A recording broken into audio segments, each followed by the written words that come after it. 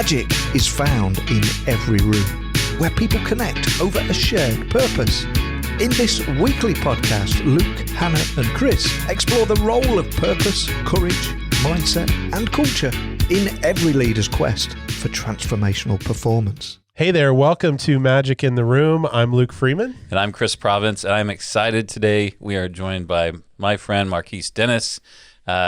Welcome, Marquess. Hey, I'm so glad to be here. So glad to be here. Man, it's good to have you. Marquess, you're the founder of Birthright Living Legacy, program director for Tulsa Dream Center. We're going to get to just explore what those organizations are all about and your contributions and more about your leadership journey. But man, just welcome to the studio. Hey, thanks for having me. This is a true blessing to be able to, be in the Magic in the Room. That's right. I'm super excited. Yeah. Yeah, well, we're excited that you're here. And before we kind of jump in and hear your story, oftentimes we do this thing called Question of the Day. Okay. And so I think we're just going to start with that because we were in the hallway outside the studio beforehand, and Marquess shared with us, like, he already has his three wishes prepared in case he runs across a genie. And so I think, like, Chris and I should have to answer that too. So let's just... Marquess, I'm going to ask you to go first since you're the most prepared here. But okay, the scenario is you're walking down the street and you see this thing over the desert. I'm walking through the desert. Okay, you want it to be the desert? Uh-huh. Okay. When does that ever happen though? When's the last time you walked through the desert, Chris? Well, it actually works out because, in Aladdin, that's how he found his. Exactly. Yeah. I guess we were in Vegas why do a you few think weeks ago, so we did walk through the desert. Why do you think I haven't found a magic lamp yet? Okay, so you're walking through the desert, mm-hmm. and you see it's kind of just peeking through the sand. There's something that catches the sun, and it catches your eye. Ooh. And you reach down, and it feels like metal, and you pull it out and brush it off, and it's a lamp. And as you're brushing it off, out pops the genie. So, all right. So immediately he's going to tell me, hey, I'm going to give you the three wishes and maybe a fourth, So my three wishes are cataloged as this. I want to speak, write, and understand any and all languages ever invented. So that's my very first wish, just because I want to understand what hieroglyphics actually say versus what I've been told they say. Yeah.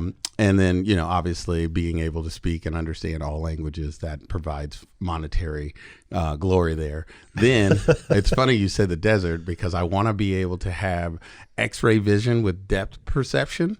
So that way, when I'm in the desert, I can find all these like remains and like if there's pyramids or something buried under the sand, or if there's oil, I can just say, dig right here, instead of being able to having to figure all that out. And then plus there's like all this buried treasure that people talk about. So I want to find that. I want to be able to see all the way at the bottom of the ocean and see if there's something down there I need to know about. Megalodon might be. I just want to know. And then the third, which is most important to me, is being able to travel through time without manipulation, but just being able to see any time period in life. And this is why the first wish is so important, because I can't go back in, the Aramaic days and not understand what they're saying. It would be a waste of a trip. So to be able to to be able to understand that would be huge. So that would be my third. And then if I get a gracious genie, because I might free him on my third wish to get two more. But if I get that fourth wish, it would be that no one could tell, speak, or write a lie for a year straight. So that way, I could see how different the news would be, how different interactions with people as they are kind of, connecting as friends or in relationships, like what that looks like from now when you can't lie. Okay, so why just a year? Is it like don't really want to commit? Like what if it puts the world into a tailspin? Well, I just wonder, I feel like if 22 days to take to get a habit, a full year, like people should be fine after that. Yeah. People should be good after that. Well, at least they've grown a thick skin by then. Or they have learned avoidance to a whole nother level. Right. Okay. Well, I'm already feeling ashamed at how bad mine are going to be because you've clearly, you've mastered this wish thing. I'm regretting that we did this. I feel like these are part of his yearly inventory. Like, what's the status of my 3 wishes? Do I need to change any of these for next year? Update any of the rules? Well, so this didn't happen by accident. Sometime he added a 4th wish. There's a book by Mark Victor Hansen and Jack Campbell. They wrote. It's called The Aladdin Effect. Mm-hmm. And so in The Aladdin Effect, what it does is it tells you you have a genie, and now you have 3 wishes, but you have to be very, very specific. Like, so you can't. So for instance, they give an example in there where this, I think it was Jack Campbell that had gone to this wish or this kind of manifestation seminar. Mm-hmm. So for 3 hours straight, they're writing down all these things that they wish they had or whatever. And he's like, I'm spent. Like, I have nothing. But then the teacher was like, okay, on this last one, if you had, didn't have to worry about laws, if you didn't have to worry about physics, if you had to worry about nothing else, what would you do? And he's just like, man, I got nothing. And he said, so I just said something random. And he said, okay, I would love to be the only man surrounded by beautiful naked women, right? And so wrote it down, and then so the teacher was like, that last one is coming true. And so they're all like, okay, whatever. So then he's gone, and then a couple of weeks later, because they only met once a month, and so a couple of weeks later, he's at his girlfriend's house. They had a great night the night before, and so they're still laying in the bed naked. Well, her 2 daughters come in, they're like 3 and like 1, and they're naked, and so they jump in the bed with them, and he's like kind of but then he was like, holy crap. And so I always thought of that, because he said, be very specific about the outcomes that you really want, because and I don't know if you've ever seen the movie Bedazzled, or not Bedazzled, is it Bedazzled? Yeah, where the guy from Journey to the Center of the Earth, Brendan Fraser. Yeah, bedeviled. He gets the devil, and then so he makes all these wishes, like, I want to be the most sensitive guy ever. And so she makes him like crying at sunsets at the beaches, and then he was like, I want to be the most intellectual guy, and then he turns out she makes him gay. And so I was like, man, what if that happened? I have to be very cognizant of what I'm saying and how I'm saying and the outcomes. So I cheated a little because I've had time to think about all these what could go wrongs. Yeah. But don't let that pressurize your wish list. Okay. Yeah. Okay. All right. The bar is shrinking in my chair. Incredibly high. Okay, God, Chris. Mine are going to be so lame after that. You want me to go next? Give you some time? Yeah, go ahead. Okay. So here's where I was going. Okay, so wish number 1, I want to be impervious to environmental factors. So I want to basically always be comfortable and healthy in like jeans and a t-shirt. Nice. And this ties into a later wish. Okay, so and it includes like amount of oxygen. So maybe if I'm somewhere without oxygen, I'm still fine. Right. So my body is basically impervious to any sort of environmental factors. So that's wish number 1. Wish number 2, and this is as far as I've gotten, so we'll see what wish number 3 is basically like teleportation to go anywhere instantly. Anytime or just anywhere? I mean, is that 2 wishes though? If I said anytime, anywhere? Yeah. No, I think teleportation is whatever you make. It's also temporal. I mean, we're dreaming here, so. Yeah. Okay. Well, I'll add that in. I don't know if I'm going to need that. I mean, sure, I'd like to time travel, so I'll add that in. But basically, my desire here is to go anywhere immediately and not have to prepare a ton. So if my body is like impervious to environmental factors, and I'm like, I want to go hang out on Mount Everest. It might be negative 30 degrees up there with the wind blowing 50 miles an hour, but I can just teleport there. Watch the sunrise. Jeans and a t-shirt. Come back. Meanwhile, everyone else is walking up and their whole face is frozen. Right. I was like, hey guys, you need a water? You're drinking an iced tea, like, feeling good out here. So, I mean, but that applies for everywhere else. I could go to like the bottom of the ocean and see what's down there or wherever. And then also space. Like, how cool would it be to just teleport to the moon or to Mars? Or, I mean, you could like scare everyone at NASA, right? Go to the Mars rover and just like peek behind a rock or something and wave at it. Photobomb. Yeah, photobomb. That would be hilarious. That would be pretty cool. You have to make sure you have your in the magic room, your hat on, so that way they're like, let's look that up. Yeah, let's go viral real quick. That is a good point, because I was thinking, how do these make me money and make me not have to worry about finances? And that's great. I could product placement all the time, wherever. Yeah. We could put a Purpose and Performance Group flag on Mount Everest. There it is. Real easy. And people be like, hey, what's going on with this? Okay, so that's my second wish. Oh, man, I haven't even thought about the third one yet.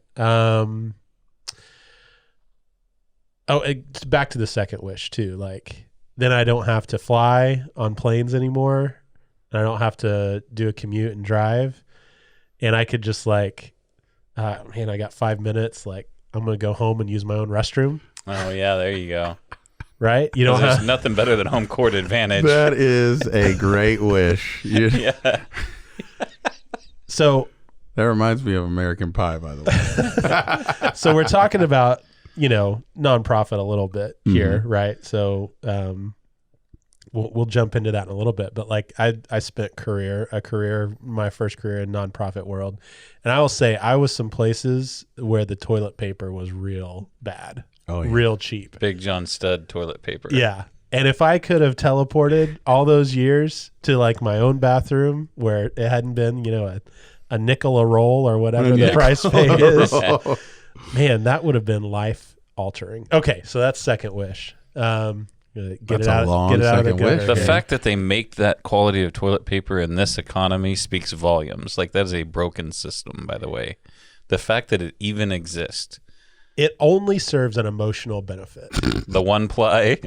Yeah. It serves the emotional benefit of the cheap director of facilities or director of whatever or hospitality person. I thought you meant to the person that goes into the restroom. No. At least there's something on the roll. No, it's like for that person who's looking at their budget and saying, here's how much I spend every year on these things. Like, I could save $200 this year if I switch to this. Like, if I made everyone that possibly comes through here uncomfortable, I can just I can buy toilet paper for my office, but everybody else, they have to use the facility. Okay, so hopefully I've bought enough time here for my third wish. Third wish. I'll say if I could go on less sleep. That would be my third wish. I mean, I think sleep's important.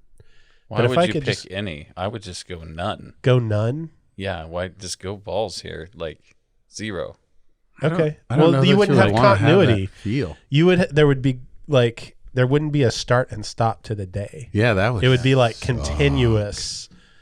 So it's Monday every day. Like, just think about that. Like, I'm in. Because he could, like, people that were around him long enough, they would know, oh, you can't sleep. So 3 a.m, guess what? They're giving you a call. I need you. Yeah. So I'd say, what if I'll cut it back to 2 hours a night is what I need. fully fully refreshed. Okay. So I will have had an end to the day, a beginning to the day. You'd be like Las Vegas, shutting down for 2 hours and then getting right back on. Yeah. I mean, and part of this is because like I need 8 or 9 hours. Like, and if I go multiple days without 8 or 9 hours, like it starts showing up in my performance. And so, and it's hard. Demeanor and your mood. And I need to get to your level, man. You act like you're speaking from experience. I've never gotten to that point where I could sleep 8 hours. Wow. I mean, it is hard to do sometimes, but physically. Especially at 46. Yeah. When your hips start hurting, you can't lay in bed long enough. And but what I've noticed is if I get 4 or 5 nights in a row of 8 hours, like I'm a different person. Yeah. I'm like super energized. Isn't that crazy? I can perform all day long. Way less emotional. Yeah. Like things are a lot better after 8 hours sleep than they are after 2. I can guarantee you. I love it. Okay. So that's mine. All right. Where's Chris? Okay. Really simple.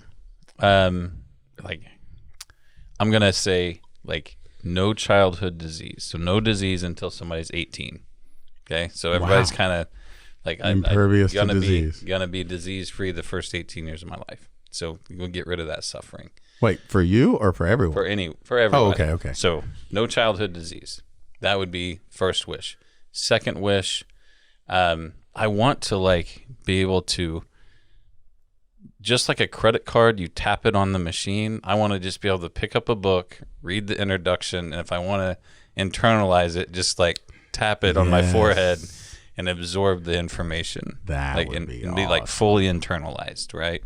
Like AI wiring fully integrated to my identity and belief system. Wow. So that's my go-to wish. And my third one is I want a friend with a Wayback teleportation machine so I can send my sports bets with them and then I don't have to work. Yes. So like as long as they can carry the wagers back and forth, from in their Wayback machine. So that's my 3 wishes. That's awesome. All right. Okay. And that's our question of the day. Now let's go find that lamp. Let's go find the lamp. Yeah, I've been practicing those wishes just in case. You gotta stay ready. You don't have to get ready. So well, I like we had a little venue here to get those out. Now I know what Marquise wants to see happen. Oh yeah. I mean, just could you imagine the wealth of knowledge that opens up if any one person could actually understand with the context of their native tongue all other languages. You know what I mean? Like there's no script that you could find, no piece of rock that has something written on it that you wouldn't be able to say, oh, he just said go pick up some water at the store. Whereas people are like, oh my gosh, this is the Rose Rock of 1322, and you're like, oh yeah, he just was upset about the cheese that was served that night. Yeah. Awesome. All right. Well, to the main things that we want to talk about today, which is getting to know you, Marquise, and in your story. So tell us a little bit about, let's start with just a little bit of your story. Like give us the Cliff's Notes. Who are you? Where do you live? How'd you get to where you are right now? What are the primary roles that you fill today? Okay, so that's a bit of a loaded question, but I am from Tulsa, Oklahoma, originally, born and raised. Started off on the north side in Turley, then moved from there to 121st in Elm in Broken Arrow. So I learned very quickly that there's a different side of life out there that I was unprivy to before. Then I went so just to give you an idea, mom had a little bit of a drug issue. Stepdad was an alcoholic. So I was in the fourth grade, and I would drive from Utica Square on 21st in Utica all the way to 121st in Elm in the fourth grade when he would get drunk and pass out in the back. So that kind of give you a context of how great life was for me. So you would drive the car? Oh, yeah. He would be like, take us home, son. And you were like 10? I was like, yes. To me, I didn't realize what a danger that was. But back then, Tulsa didn't have anything open after 9. So, well, luckily you're tall. But I was the only one out there. So in my mind, I was doing really well. But I may have been just, there was nobody out on the streets at those times. So it worked out really good for me. So we went from Broken Arrow to the east side of Tulsa, where I spent most of my time. And then from the east side, went to the west side. So I've traveled all over Tulsa. Started off in the supermarket, working odd jobs, Walmarts and all that. Had 2 jobs since about the 7th grade. Started out with a worker's permit back when I was 14. Mm-hmm. And so my mom made this promise to me that changed my life. She said, when you start making your own money, you can eat whatever you want. And I said, oh, yeah? And so that started my working journey. So entrepreneurship has been in the blood ever since. Well, I mean, it started with like Kool-Aid stands and all that kind of stuff before, but that was what really started like, okay, I have a reason to do this. And I remember getting my very first check. My mom was like, oh, let's celebrate. She took me to the mall and was like, okay, so let's buy these Jordans that you've always been asking me for. And I was like, okay, let's get them. So we go up to the counter and she was like, all right. And I was like, what do you mean? Are you not going to? She was like, no. You were so anxious to spend my money. Let's see you put your whole check on those shoes. And I was like, nah. So that taught me a quick lesson of, $114 is a little bit more than I want to ever give for a pair of shoes after 2 weeks of working. So started off doing, those kinds of jobs, then moved up, started doing sales, all that sort of stuff. And, been on a journey. I've stumbled into a lot of different things. I've helped someone run for mayor by accident. Just went to work one day and he was like, hey, I'm running for mayor and you're my office manager. And I was like, well, okay. All right. That's what we're doing then. And so did that for a while. Also sold weed for a while. So I was a recovering drug dealer. And so I went to federal prison because I decided to go to Mexico and a few other states to make that happen. So apparently that's a little too big for... At least you don't half-ass anything. Yeah, I figured if I'm going to go in, I might as well, go all the way in. So I got a visit from the FBI, ATF, ICE, CIA, and all kinds of other alphabets that, it doesn't matter now. So that was my pinnacle, just like, all right, well, I guess this is not for me. And so made a change and decided, okay, at this point, I said, God, I hear you. So went to prison in 2013, came out 17. In 2017, I just said, all right, we're just going to go in. And so I made it a mission I had a vision for the Birthright Living Legacy before, but I didn't know anything about nonprofits, didn't know anything about raising money, but I did know about selling drugs. So I was like, okay, well, if I get it cheaper, then I can obviously get more, then I can make more money and I'll do this thing. And so at the time, that was the idea. And so, but, and it would have worked out had I not, stumbled upon the lucky individuals that I did. However, so when I came out and just was like, you know what, I'm just going to make it a point to find very influential men that I could be able to speak into my life to help me to understand all the things that I missed growing up. Because as a child with a single mother, I had several stepdads that definitely were not the model citizens that I would want to become.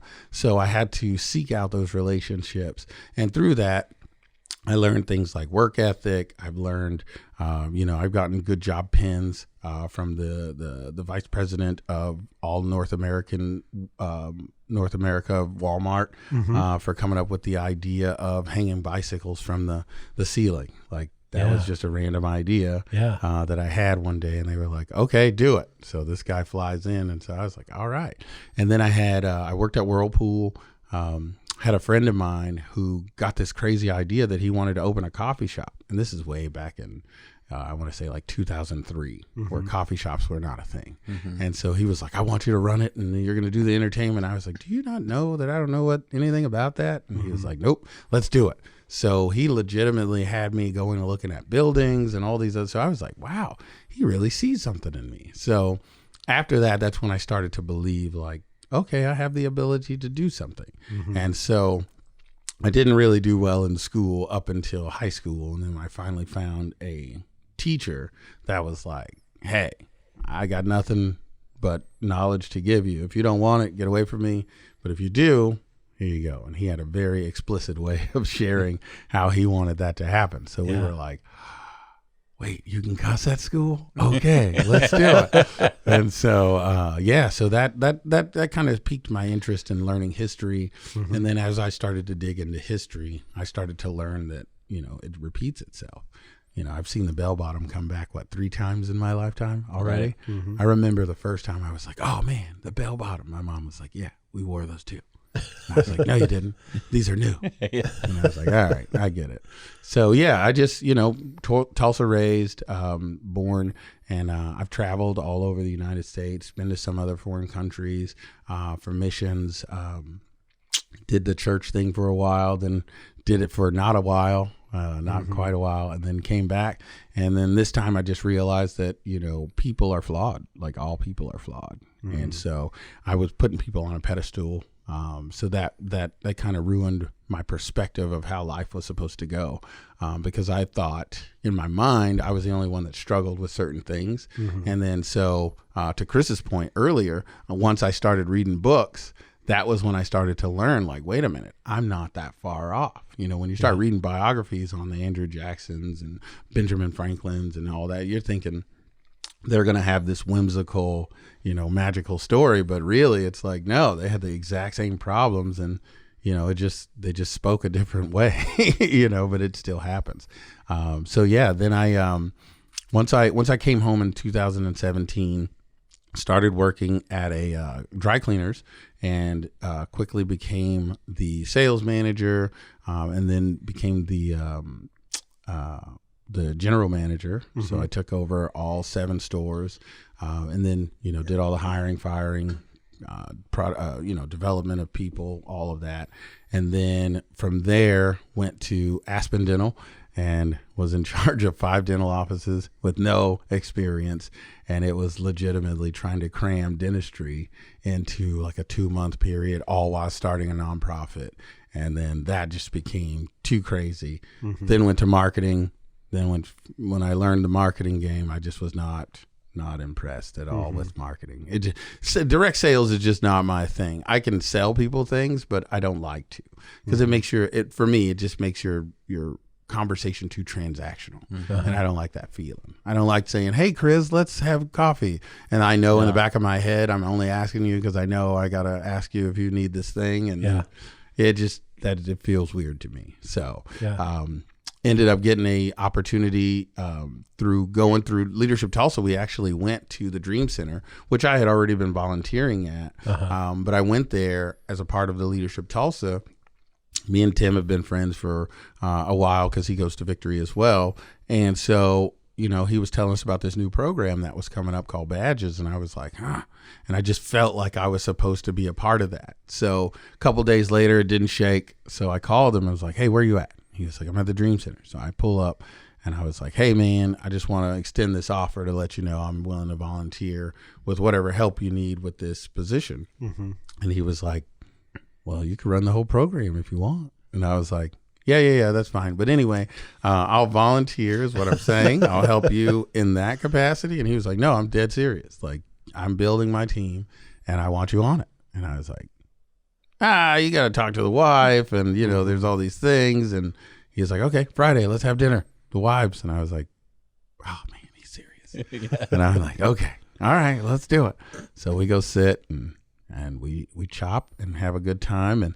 And, you know, I'm very passionate about Birthright Living Legacy. So my thing is I can't do this I can't do that if it's going to take away from this. If there's a way to be able to do both, I'm in. But if there's not, my wife was very adamant. She was like, listen, people fly in all the time offering him jobs. I need to know how this is going to work for Birthright. If this is not going to work for that, we can end this conversation and just enjoy a meal. So he's like, no, I love Birthright. He's like, I'm on the board. And I was like, yeah, you are. I know. And so we got the understanding, and it made sense. And, you know, he voluntarily let me take myself out of the fundraising portion just so that there's never a question. You know what I mean? Like, because being ethical is a big part of who I am. So, I'm one of those people, like, if your wife asks me for your purse, like, I can't help you. Because not for any other reason than I just don't ever want you to think that I ever did touch it, ever. Like, I'm good. Nope, I'm good. Yeah. So it just made it a lot simpler for me, because that way I don't know who the donors are. I don't know how much they donate and why. So if I jump up a relationship with a person, it's not because I know that they give this amount of money. So that saves me. That saves them. There's never a conflict of interest. So that worked out. And so so in 2013, going back a little bit, how Birthright even came to be a thing. I had gotten a vision before about what it would be like to be able to, be able to be a dad, all the time. Because I, lived a drug life. So I did that fully. And I had 3 children by 3 different moms. And, every unique situation was that in itself. And so I was holding my youngest child. He was 3 years old at the time, and I was holding him, and I said, man, wouldn't it be great to be a dad all the time? and not just when she feels like it or when she doesn't have a boyfriend or whatever the case.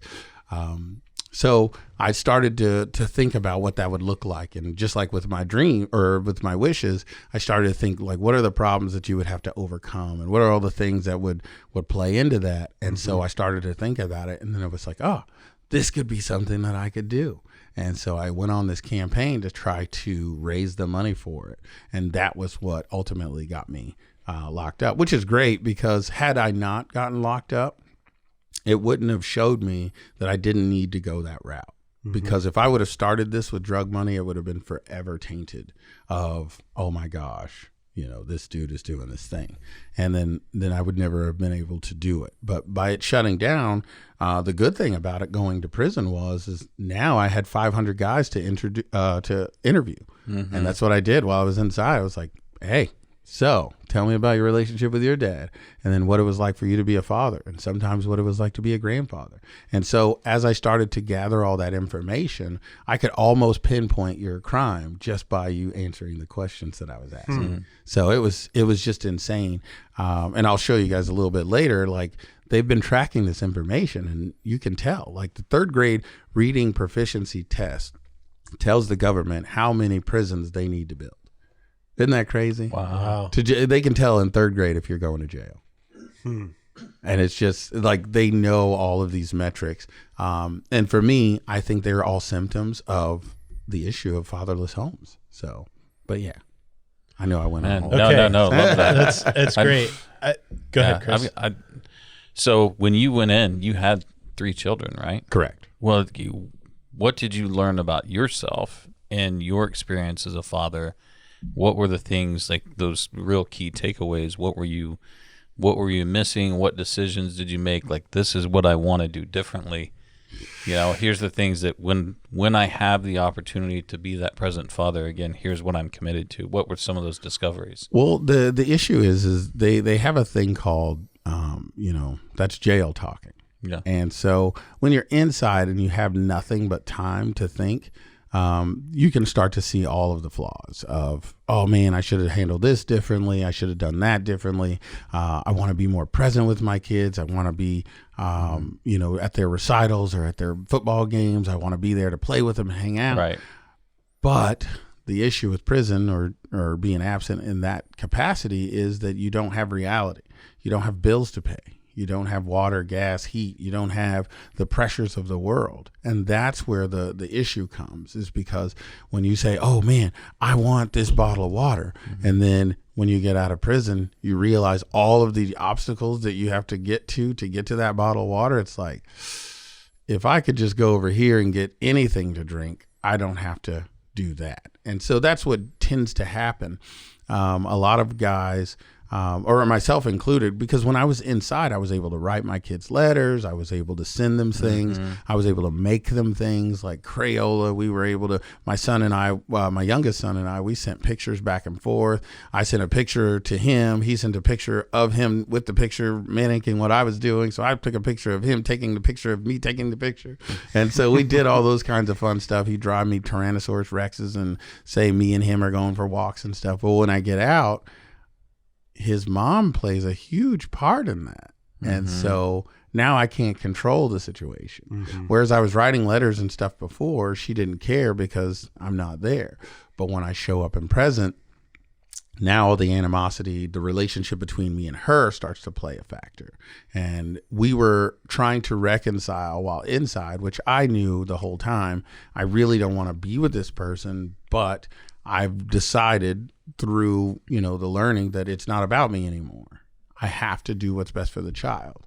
And in my mind, I was told being in the life of the child every day is the most important thing that you can do. So I was like, well, I guess my life is over because I made this decision. So I was just going to marry her and just be done with it and then just struggle the rest of my life and deal with that.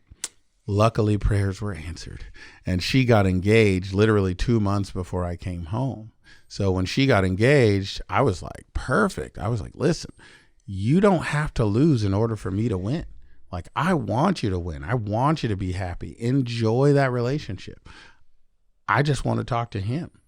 Well, come to find out, and I don't want to get too far into her story, the guy didn't work out for various reasons. And so when that took place, it put me in a weird position with my son. Mm-hmm. And then so, of course, now she's got no one. And so she's looking at me and she's like, oh, well, you have someone and I don't have anyone. So now you got to move the pawn. And now I have to play this game all over again. And it's just a crazy ordeal. So, yeah, I learned that in prison taught me the most is that being present in your child's life is the most important thing. But you also have to not be selfish. Mm-hmm. Being selfish is one of those things that you can only find out through childbirth and marriage. Nobody knows how selfish they are until you have another person that needs your stuff or wants their stuff to be in place of your stuff. And you're like, wait a minute, but what about me? Mm-hmm. And then, yeah. I learned how selfish I was for sure. Yeah. So I want to learn more about Birthright Living Legacy, but first I want to, just one thing stuck out to me as you were sharing your story, and it's really this idea of having a growth mindset. So we talk about mindset a lot on this podcast. And when you think about growth versus fixed, a growth mindset is someone saying, I can change, I can learn new things, I can be a different person tomorrow than I was yesterday. A fixed mindset says, well, I only know what I know. Mm-hmm. I am what I am, and I can't be anything else. And I just kept hearing growth mindset over and over as you were sharing your story. Well, I did this, I tried this, I learned marketing, I was GM for this operation. I started interviewing people when I was in prison, right? Instead of just doing my own thing, right? So tell me about, was there a moment in your life that you moved to adopting a growth mindset? Or is that something that's always been a part of your personality and who you are? And, I use this growth fixed mindset language, but how do you think about that hunger to learn? Amelioration. That's the one word I can sum it up. What ended up happening is I ran into a guy by the name of Clay Clark, who at the time owned the largest DJ company in the United States.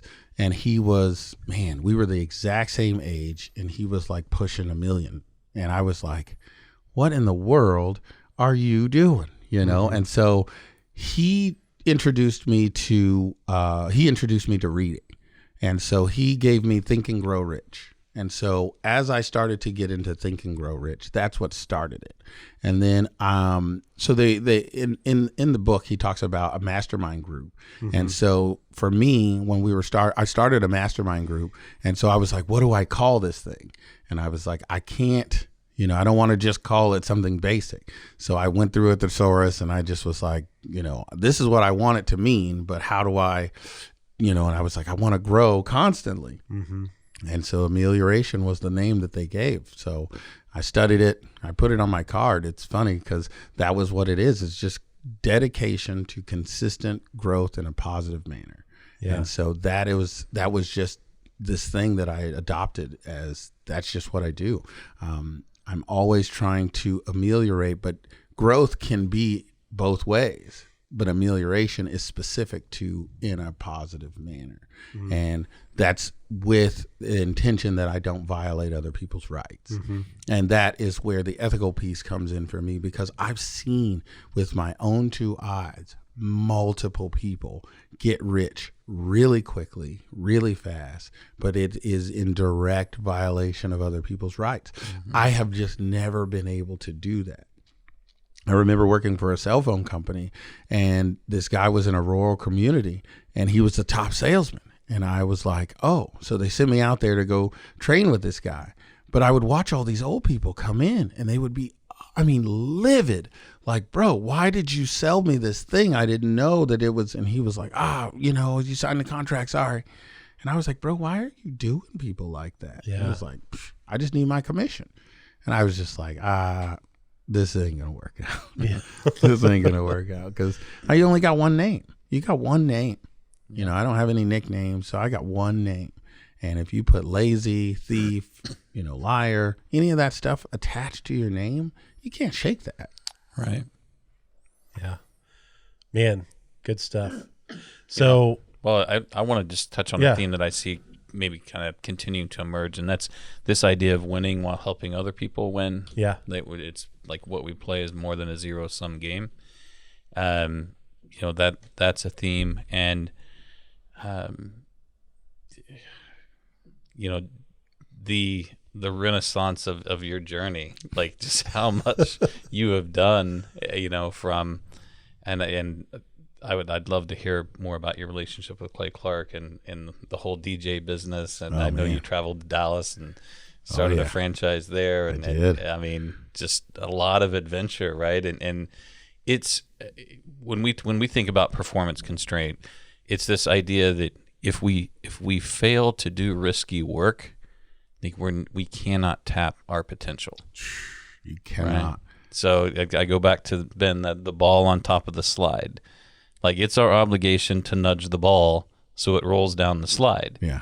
Then if we play it safe, we self-constrain our positive potential. And I think I just really admire, Marquise, this willingness to dive in and say, let's go do all the work. Yeah. And let's figure out which work produces the best outcomes. Yeah. And if you don't mind, like, share your purpose with us real quick. Like, what do you every day? What do you get up to do? So my purpose is to be ethical, impact the community around me, and then add value to others. That's my true vision and purpose in life, is to be able to do that. When I started to try to really dig into, one of my mentors asked me, "What is your vision for life?" And I was like, and I was giving him like this slogan. He was like, no. Vision is minus ego, minus money, and minus emotions. What is it that other people can attach to follow you? Because all a leader needs is a follower. That's it. And I tell people this all the time because they don't understand the indoctrination that's happening with social media, is because it asks you, do you want to follow this person? And this is why so many young people have it confused what actual power is versus the perception of. Mm-hmm. So for me, being able to have that vision was me really digging into saying, okay, what is it I'm really trying to do? Minus emotions, minus money, and then minus the so it's minus motion, minus money, and then minus ego. And so at first you're just like, well, that takes away the houses and the cars and the paparazzi, the glam, and it's like, what am I really trying to do? The whole purpose of me being on the show is to hopefully add value, to impact you guys' thought process, and then be able to receive as well, but also be ethical in the process that I'm doing it, to be my authentic self when I show up here. Because if I would have came with this mask on and then Chris be looking at me like, this is not the guy I know. You know what I mean? Right, yeah. And then you're like, oh, well, it was, and he's like, no, that was not real. And then now, it starts to create these processes and problems. So those are the things that I've found, no matter what I do, that if I show up in that way and I remove my ego, remove my emotions, and remove money as my motive, then it changes the way that I show up. Yeah. All the performance constraints, right? Yeah. Ego, emotions, money. You cannot focus on money and make more money. Like, you've got to do a lot of things really right. In order to monetize anything. And just to recap, make sure I didn't hear this wrong. So you're like, I've got this idea for this nonprofit, and any business that I can operate to help fund it, I'm down with. Yeah. So even if it means like, I'll go sell bushels of weed. Yeah.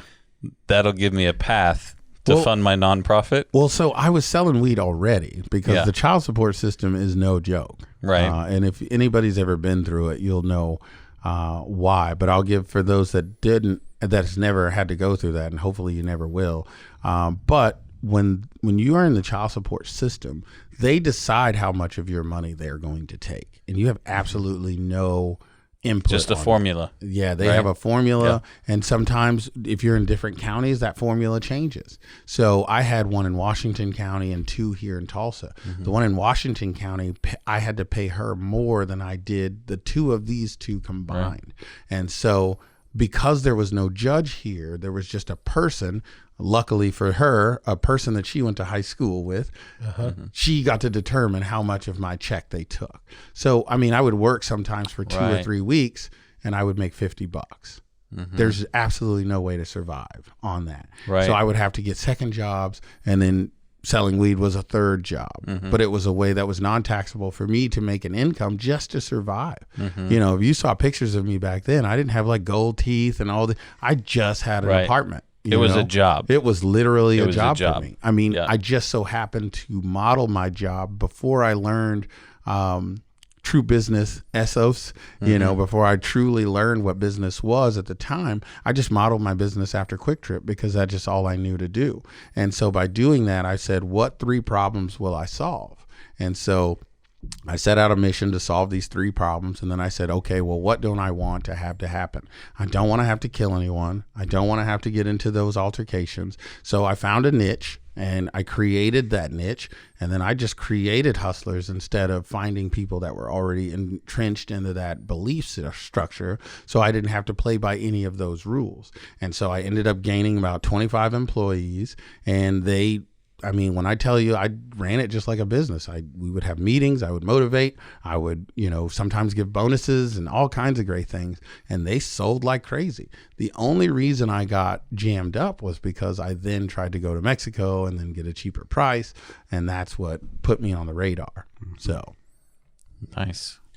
I mean, gosh, we got to go have beers. Like, cancel the rest of the day. There's a lot of things that go on in the story. I mean, a lot of people ask me all the time, like, your story, why are you not writing a book? And I was like, you know, I'm getting with my friend Brad. He's going to help me try to narrow some of these things down to make videos, to make it make sense. Because, I mean, there's a lot of things that have happened over time. And I'm just now learning that some of those things were even traumatic. You know what I mean?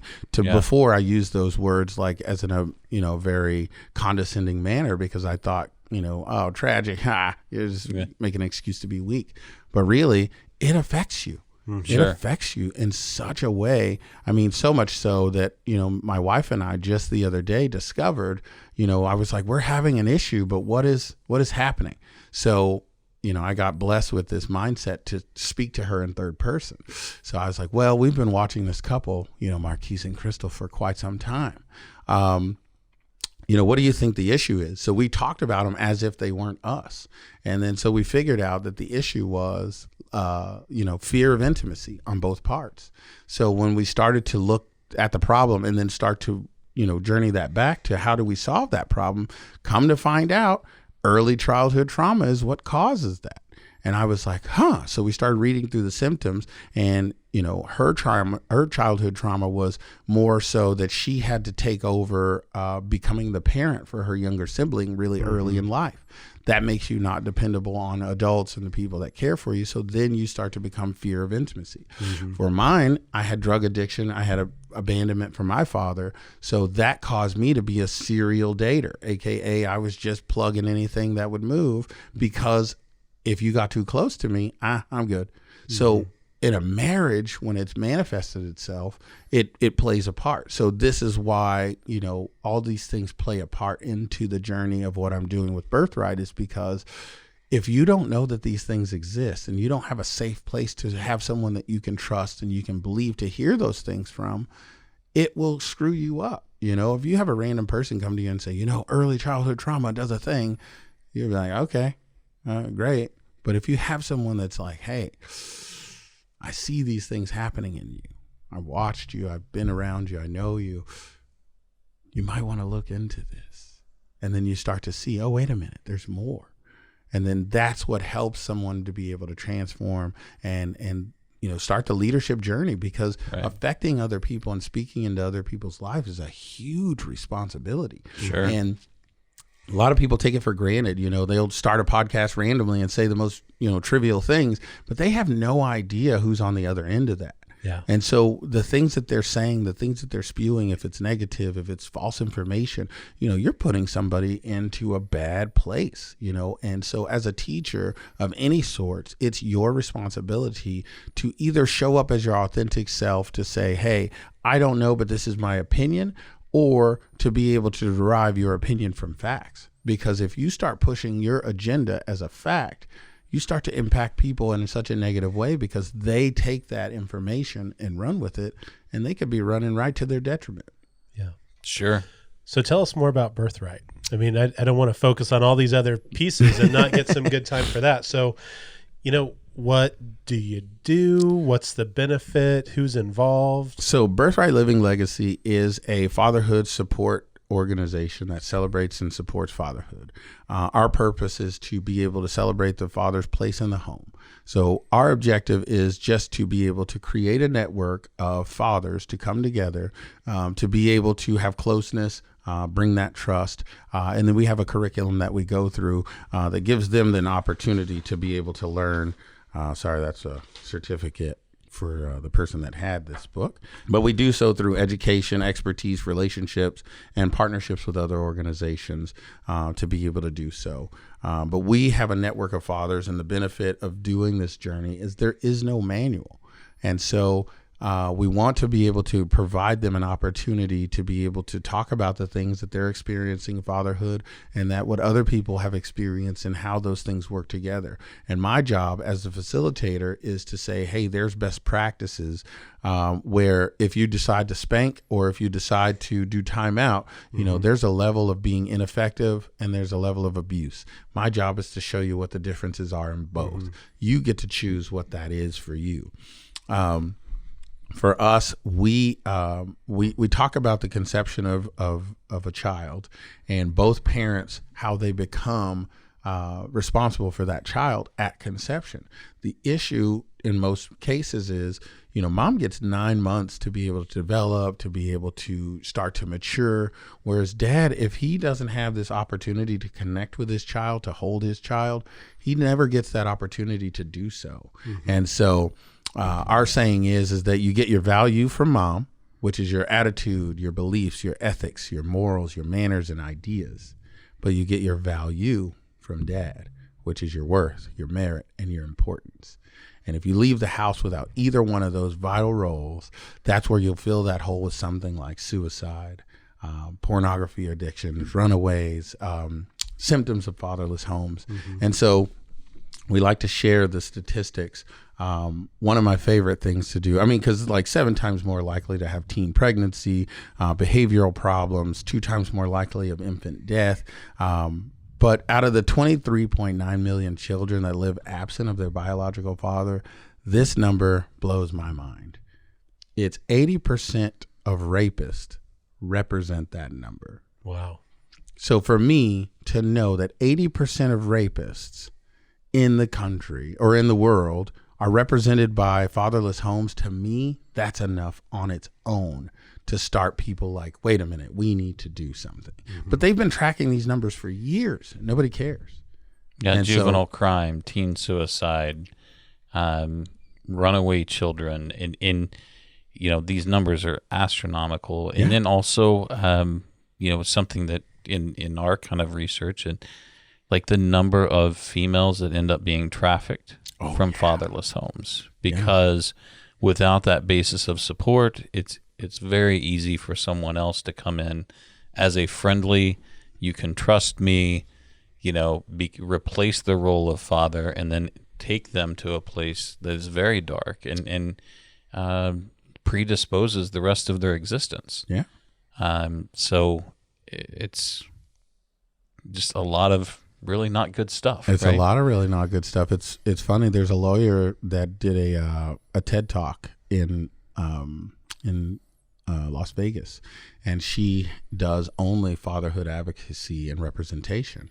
And she works at a place like what we have here, the Demand Project, but in Vegas, where they do all the sex trafficking homes. She's on the board, and she said out of the 158 women that we have at our facility, what do you think the one thing that they all have in common? Every one of them from fatherless homes. Wow. Every one of them. And, as I was talking about with these numbers, like when you think 63% of teen suicides, that number is very ambiguous.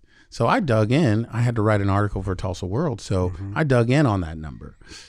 That number represents, in 2017, 6,300 teenagers, okay, that have killed themselves in 1 year. 63% of that was 3,940 something. Children between the ages of 10 and 15 that kill themselves per year. That is the number 3 reason of death in children each year.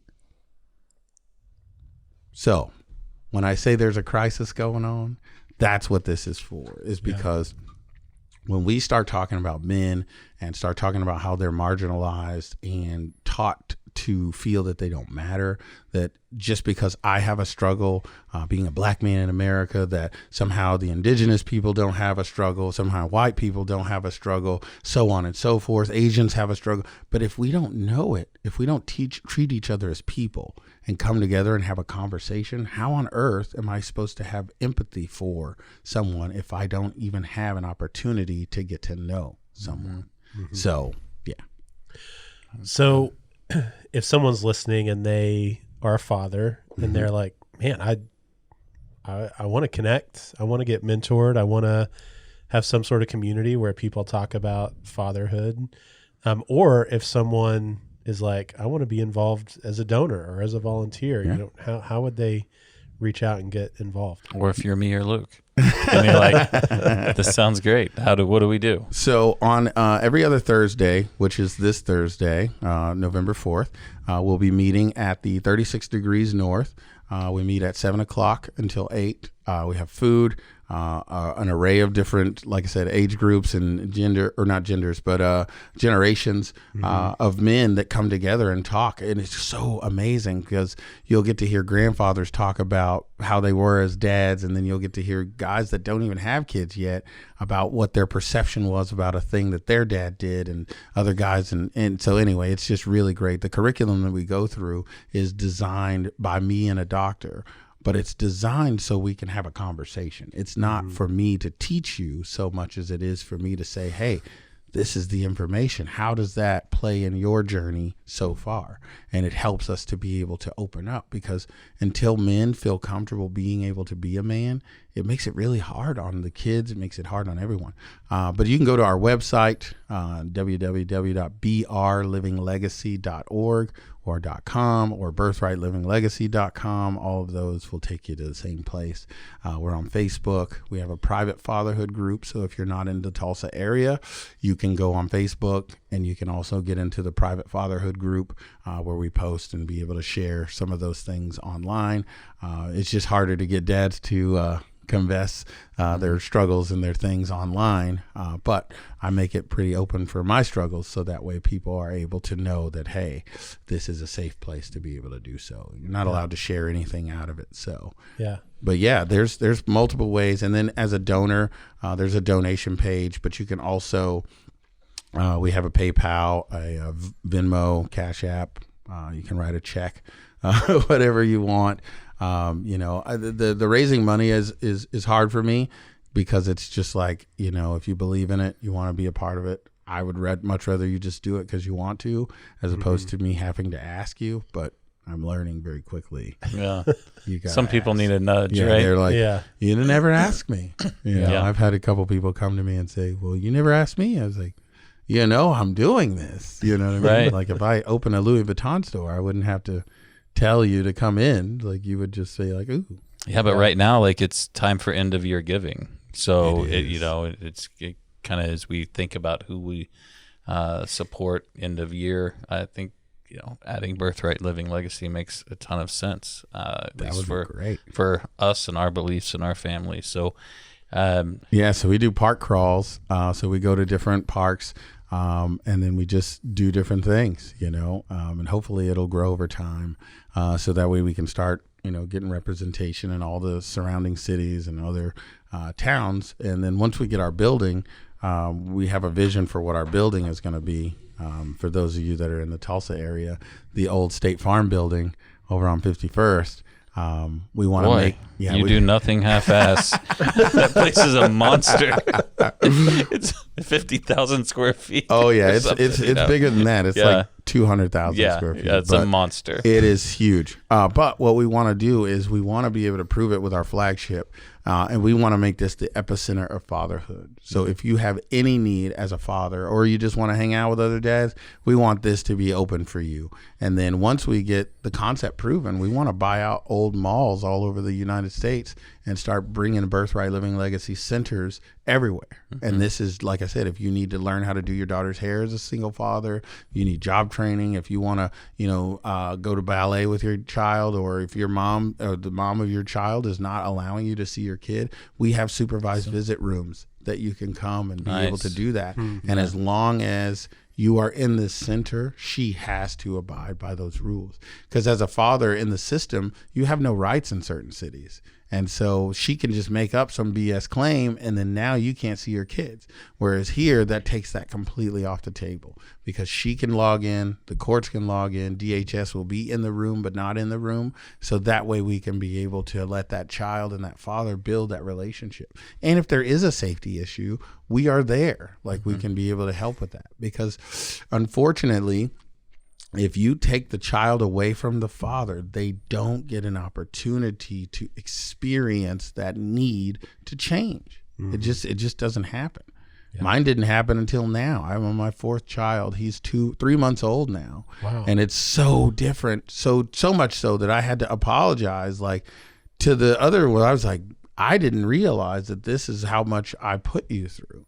Like, I get it now, because I couldn't imagine my wife having to go through what she went through alone, with the doctor's visits, the sickness, the having to make it. And you know what I mean? I was just a guy that checked in, checked out, checked in, checked out. All right, see ya. And now that I have to do it full time, I'm like, wow, there is a lot that is involved in this process. That's why they're both absolutely paramount. Mm-hmm. And so even with stepdad and father relations, we want to be able to have stepdad and dad come at the same time, because they need to be on the same page as well. It's so important that everybody is realizing that the importance is the well-being of the child, not your ego, not your feelings, not what happened 20 years ago, or you left me for her. It's, how are we going to impact this child to where they have no trauma, or they don't feel like they have to earn love from either one of us? And so that's what we're trying to do, is we're trying to eradicate that. So that way,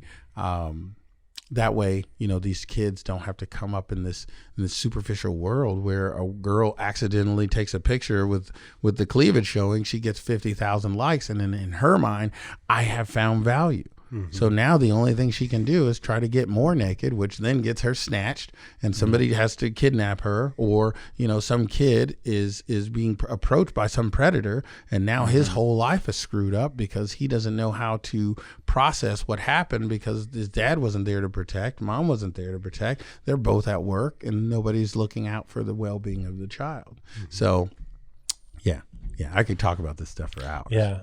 Okay, so now, I know there are ways that you promote Birthright and resources. I know you use a podcast. So tell me about that. How does it fit into the platform of Birthright? What do you guys talk about on there? Who's it meant to serve? So the podcast is created because there is no manual to fatherhood. So we wanted to promote in a positive way ways for dads to get their journeys out. What it was like to be a son. And then what is it like to be a father? And then for daughters, what is it like to be a daughter with or without your dad? And then what is it like to either watch your spouse or, the things that your child may be missing out on? And the objective is just to get the stories out, because there's so many people that don't realize what I found out when I started reading biographies, is that your life is not that far off from what you think. Everyone paints these pictures from entertainment that it's supposed to be a certain way. But as we start to dive in, it's like, oh, I didn't realize that this was, that. And it becomes more normal for people to understand, like, your specific upbringing has a lot to do with what you get out of it. However, it doesn't like box you in. And then also we wanted to make sure that women knew we're not trying to promote fathers to then push them down. There's this narrative that's out there that in order for men to win, women have to lose. And we don't believe that. We believe they're both absolutely paramount to the child's environment. But if you have a healthy, supported, celebrated father, he becomes a better husband, better father, better son, better worker, better everything. Everyone benefits, teachers, employers, so on, so forth. Society becomes better because as men, we are, supposed to be the leaders of these things. But if we're not being supported, if we're not being celebrated, if we're not seen as important, you're not going to want to be around. So that's what our podcast is for, is just to bring some light to that and just bring some fun to what it's like to be a dad, because there's so many different versions. We're going to be having a dad that's going to be, talking about his journey with special needs children. We have a dad that's talking about his journey with his son, where he was born with an inverted heart. Like, that was the most ridiculous thing I had ever heard of. I was like, wait, that happens? And then what do you do as a husband trying to, maintain a marriage while you're going back and forth to Oklahoma City? We've had dads that have, have kids, but they had a dad that told them on their deathbed, like, how proud I am of you and how amazing you are as a son. And they still tanked. Like, to me, I was like, wait, in the movies, that's all you need. If dad gives you a thumbs up. But talking about the reality of it is super huge, because it made me have to demystify some of the finesse that has been given to me about having a father. Because I come from a perspective of, I didn't have my dad around. So I kind of sensationalized this idea that if I did, it would have been so different. And I talked to some of the guys that had dads, and they're like, and I say, so what is one of the misconceptions that, most often happen from, guys like me to guys like you? And they're like, the accountability, like having a dad around, the accountability is a whole different journey. And I was like, I didn't ever think about that. Mom says clean the room. I can get away with certain things after I ask so many times, but with dad, yeah, because that's, as I think about it, like, regardless of the level of performance of the father, typically they do levy accountability. Oh, yeah. Right? Yeah. As opposed to no one being there. Yeah. I mean, both are important. Mom is, like I said, she's there for the ethics, the morals, the values, the how you treat old people. Dad is supposed to give you your value. Right. And there's this common misconception that if you discipline someone or if you give them structure and rules, that you somehow don't love them. But I've watched those kids that don't have that. I mean, at the Dream Center, we go into these schools and we get to see these kids just rambunctiously running around, and it's like, hey, stop it. And you can see them, even though they, have to get corrected, they kind of smile, like somebody cares. Because you have to care. Like, you have you thought about how much it requires for a friend to say to you, hey, man, I noticed that your attitude is not so great today. That's hard. Like, you know what I mean?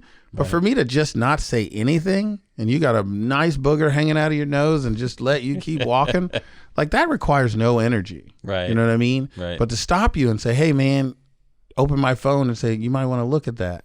And then they go, oh, I didn't know. And then they feel like, oh, man, how many people have I encountered with this bad attitude or with this booger on my face, and nobody said nothing? Then you start to feel a type of way about everyone involved. And so that's what we're trying to negate, because it does truly take a village to raise a child. Not one person. It takes a village. You know what I mean? Like, it's my job as a citizen to be able to, if I see someone with a child that is screaming, I am not supposed to be with you, to go do something. How many people turn a blind eye? Not my business. Not my business. I don't know.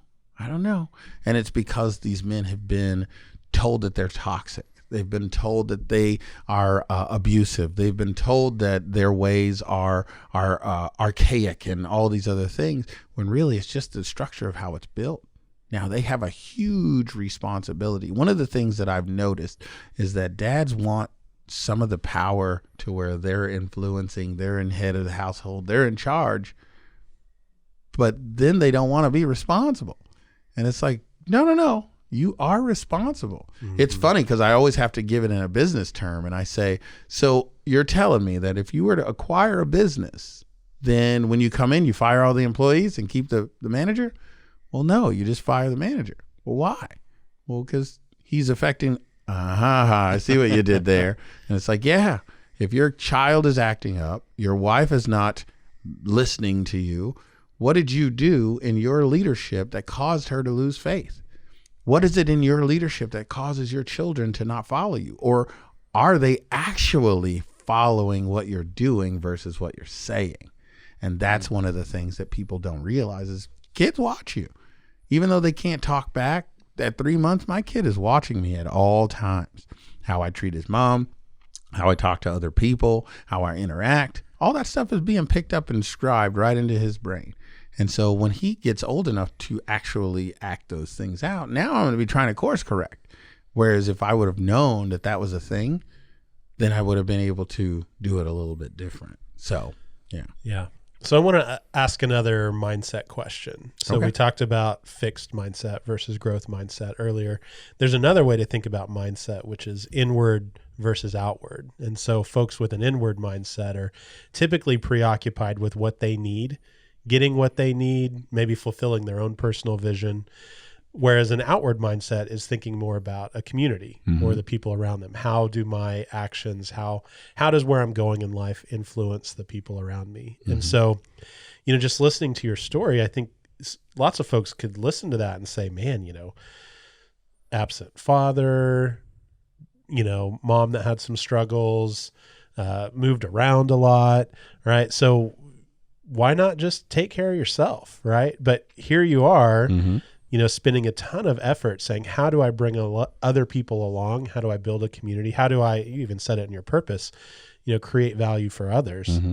So tell me about the outward mindset. Where does that come from? How do you cultivate it? It goes back to Think and Grow Rich. Napoleon Hill says that you will only become successful at the rate that you help others, period. Just hands down. This BS mindset of I'm a self-made is just not real. It's just not real. And I get where they're saying, I had to put in the effort. I had to do the work. But if you don't have a customer, you don't have a business. If you don't have a coach, you don't have a team. If you don't have a team, you don't have you know what I mean? Like you can't win a championship on your own. You just can't. It's impossible. It doesn't matter what you're doing. Even if you're a boxer and you're the guy in the ring fighting the other guy, there's promoters that have to show up. There's camera people that, in order for you to get paid, there has to be. So that is why I quickly realized that this notion that you can do things without other people is just not real. And that is the mindset. The word that I can sum this all up is narcissism. Narcissism has taken a hold of the world that we live in now. And I know it's a large part, if not totally solely on social media, but it was something that was looming before that no one dealt with. And so by having narcissism being so outwardly accepted, that's where this crazy mindset of, I just need to focus on me. Could you imagine if I was trying to pitch this mission because I wanted you guys to pay me money? You see what I'm saying? Like the difference in how that conversation would go versus me telling you, hey, this is what I'm passionate about. And then you get behind it if you want to or not, because whether you do or don't, I'm going to still do it. This is something that I was doing anyway. Like spending time with men and trying to help cultivate their relationships, sometimes with Christ, sometimes just as men, because, not everybody is a churchgoer, or at least the way that I see. I talk to people that are Muslim. I talk to people that are Buddhist. That doesn't matter to me. Are you a dad? Did you have a dad? Let's talk. Because ultimately, the safety, the education, the well-being of the child is the same across the board. It doesn't matter where you come from. It doesn't matter what your upbringing is. You care about those things. And that's what I'm here to do, is to help you cultivate whatever kind of situation you need. If that means I help you find a job, then that's what I do. If that means that I help you, I point you in the right direction of some books to read, then that's what it is. If it means that I connect you with a guy that has a situation, I have guys that are adopting kids. I've never adopted kids, but I do have a network of guys that do. So I connect them. I say, hey, this guy's adopting kids and he's got questions that I can't answer. And that's where that comes from, is because I see the value. I remember what it was like for someone to take me to someone else, and then for someone else to pour into my life. And I seen how valuable it was for somebody to pat me on the back and tell me I did a good job, or to correct me. I can't tell you how hard it was to be able to be corrected and rebuked for the first time. But to be able to have the gentleman that I have that I consider to be my dad, which is Greg Ransom. He was never married to my mom. He was just my friend's dad. And he took me aside. And I remember when he found out that I was selling weed, and he sat me down and he said, I just got to tell you, I'm very disappointed. And when I tell you, it broke me. And I was just like, but no, you don't. He didn't say anything. He didn't try to, he just, I'm disappointed. And that was all he said. And I just remember that day in infamy. And I was contemplating, how do I quit this the quickest way possible? Yeah. You know what I mean? But the impact of someone pouring into your life is so necessary. So that's why I can't be thinking about myself, because I know, one, it's not going to work. But two, it's just a bogus mentality. It's a bogus mentality. And we're never going to get anywhere if people's only motivation for doing a thing is, how does it benefit me? Yeah. That's ego. Yeah. That's in large part just ego. That's all it is. Awesome. Well, thanks so much for sharing. I know I've learned a lot. Again, if people want to get in contact with you, absolutely. BRLivingLegacy.com. BR Living Legacy. You can even call directly on the phone, 918-922-9445. I will answer. So it's definitely, we're open to having anyone and everyone. And, I would want to extend this invite for you guys to come to our podcast for sure. Because I love to just hear about the journeys of fatherhood and what it's really like for you to be able to share your story. Because you had a great, a whole different upbringing than I did. You had a whole different experience, and it helps me. Like, you just have no idea how many times I get messages on the inside, or some guy's like, well, I don't know if I should have shared that. And I'll be like, well, hey, such and such just contacted me and said he wants to talk to you because he had that same experience and he wants to know how you got through it. Like I said, the guy with the inverted heart, Cody, when he shared that story, I was like about to cry in the studio, but there was so many people that contacted me that wanted to talk to him. Yeah. And he builds cabinets for a living. So he also got business out of it, so it worked out in both ways, but it was just truly him and his wife sharing their story of what it was like to do that. So anytime you need, feel free to give us a call. We would love to have you. Awesome. Well, thank you. I know for me, just listening to your story and everything that you're doing right now, I know it's motivating to me. And I hope for our listeners, even folks that, day in, day out, you're kind of in the business world, right? I hope you hear stories about people doing things that matter, investing in the lives of others, and you're willing to say, really look at yourself and say, how do I, with my coworkers, with my family, continue to learn, continue to develop, continue to invest in the people around me. I think I would be super excited if you're able to hear this story and make a change in your own life and move forward in that way. If you want to talk to us, purposeandperformancegroup.com, or find us on the social channels. And thanks so much for spending some time with us. Magic in the Room is hosted by Chris Province, Hannah Bratteroo and Luke Freeman, and produced by Ben West. Theme music is by Evan Grimm. Title track Fake Love available on Apple Music, and this podcast was recorded at Storycatcher Studio with video and audio editing and production support by Brad O'Hara and Alicia Crum, with inspiration, strategy and technical support by yours truly, Neil Hughes. Magic in the Room is a production of Purpose and Performance Group.